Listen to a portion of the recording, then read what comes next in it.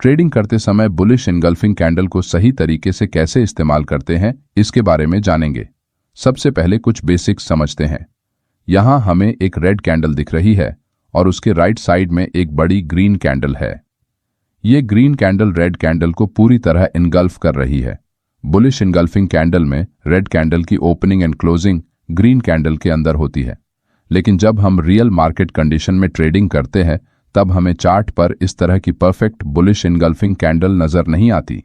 Chart पर हमें इस तरह की रियलिस्टिक बुलिश इनगल्फिंग कैंडल दिखती है। बुलिश इनगल्फिंग कैंडल के बारे में आपको कुछ प्रो टिप्स बताता हूं। Tip number 1, bullish engulfing candle में इनगल्फिंग कैंडल से पहली कैंडल की साइज दूसरे कैंडल से हमेशा छोटी होती है। टिप नंबर 2, ग्रीन कैंडल की बॉडी साइज जितनी बड़ी होगी उतना ही हाई परफॉर्मेंस सेटअप चार्ट पर बनता है। Tip number 3, bullish engulfing candle में कैंडल विक जितनी छोटी होगी वो कैंडल उतनी ही ज्यादा रिलायबल होती है।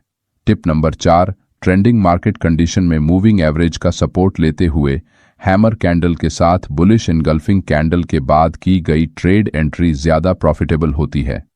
टिप नंबर 5, अगर किसी सपोर्ट लेवल पर प्राइस दोबारा सपोर्ट लेते हुए बुलिश एनगल्फिंग कैंडल बनाती है तो ये एक स्ट्रॉन्ग रिवर्सल सिग्नल होता है। बेसिक्स जानने के बाद अब बुलिश एनगल्फिंग कैंडल को रियल टाइम ट्रेडिंग में कैसे इस्तेमाल करना है ये जानते हैं। Strategy number 1, trade entry with pattern breakout. इस चार्ट पर प्राइस बेरिश ट्रेंड में मूव करते हुए लोअर हाई का पैटर्न बनाती है, जिससे बॉटम में एक सपोर्ट एरिया बनता है और चार्ट पर एक ट्रायंगल पैटर्न फॉर्म होता है। फर्स्ट टाइम प्राइस जब सपोर्ट के पास आती है तब सपोर्ट को रिस्पेक्ट करके रिवर्स करने की कोशिश करती है, लेकिन फेल हो जाती है। मगर अगली बार प्राइस सपोर्ट के पास जैसे ही आती है उस वक्त बायर्स फिर से एक्टिवली बाइंग स्टार्ट करते हैं और चार्ट पर एक बुलिश एनगल्फिंग कैंडल बनाते हुए ट्रायंगल पैटर्न को ब्रेक करके मार्केट में बुलिश ट्रेंड की शुरुआत होती है। Strategy number 2, trade with trend continuation. Price एक बुलिश ट्रेंड में मूव करती है, लेकिन कुछ समय बाद हायर लेवल्स पर सेलर्स मार्केट में एंट्री करके प्राइस को नीचे खींचने की कोशिश करते हैं।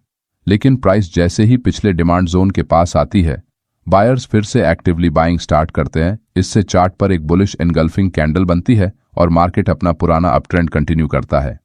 चार्ट पर आप इस ट्रेंड लाइन के ब्रेकआउट के बाद फर्स्ट लॉन्ग ट्रेड एंट्री कर सकते हैं, जिसमें आपका प्रॉफिट टारगेट पिछला स्विंग हाई होगा।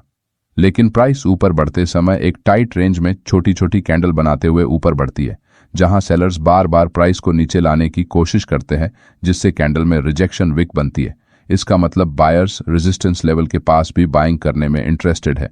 ये एक स्ट्रॉन्ग बुलिश सिग्नल माना जाता है और जब प्राइस इस रेजिस्टेंस लेवल को एक स्ट्रॉन्ग बुलिश एनगल्फिंग कैंडल के साथ एक बार फिर से ब्रेक करती है उस वक्त आप सेकंड लॉन्ग ट्रेड एंट्री कर सकते हैं।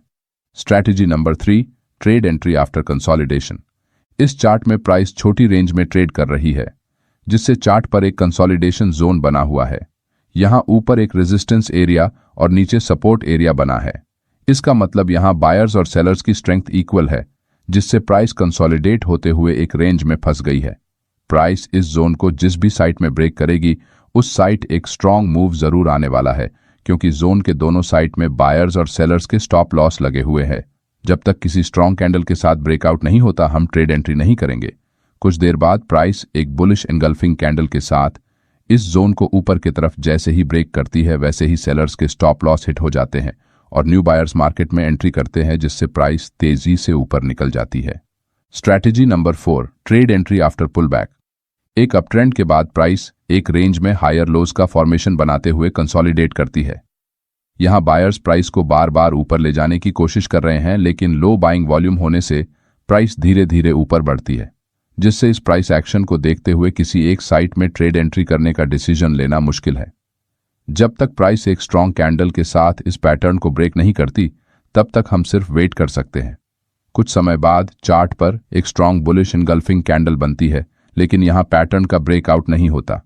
लेकिन कुछ देर बाद ब्रेकआउट के बाद रेजिस्टेंस लाइन के पास पुल बैक लेते हुए चार्ट पर फिर से एक बुलिश एनगल्फिंग कैंडल फॉर्म होती है, जिससे हमें एक क्लियर डायरेक्शन मिलता है। इस कैंडल के क्लोजिंग के बाद हम एक लॉन्ग ट्रेड एंट्री कर सकते हैं।